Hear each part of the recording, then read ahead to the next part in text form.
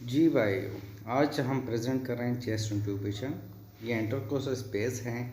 हम यहाँ से फिफ्थ इंटरकोर्स स्पेस के थ्रू जाएंगे और ये interior to the mid axillary line है।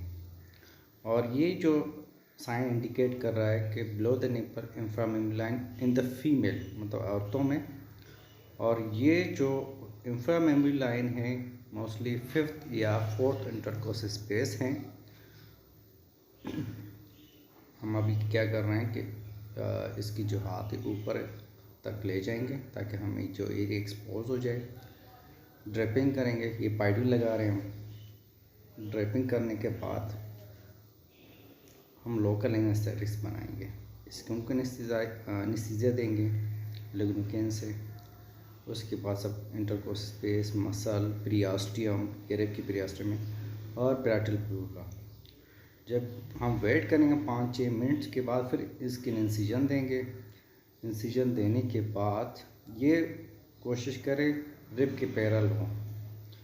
और ये इन्वेस्टर्स के थ्रू हम स्प्रेड कर रहे हैं रिब इंटरकोर्स स्पेस में जाएंगे।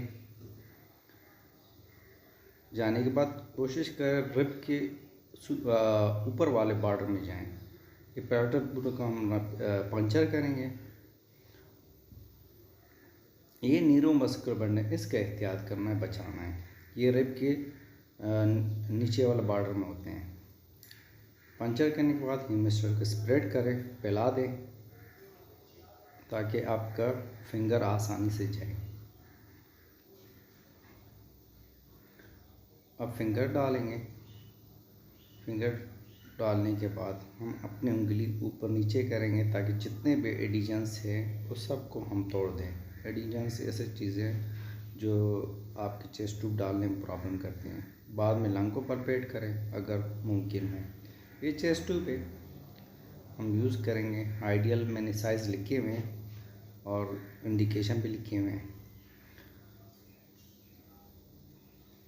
चेस्ट ट्यूब को निचले से या डिस्टली हम क्लेम करेंगे ताकि ब्लड या एयर ना निकले, हमारा फील्ड बचे। और प्रोक्सिमल हीमोस्टेट के साथ गाइड करेंगे। बाज़ औक़ात नहीं करते हैं, ऐसी गाइड करेंगे।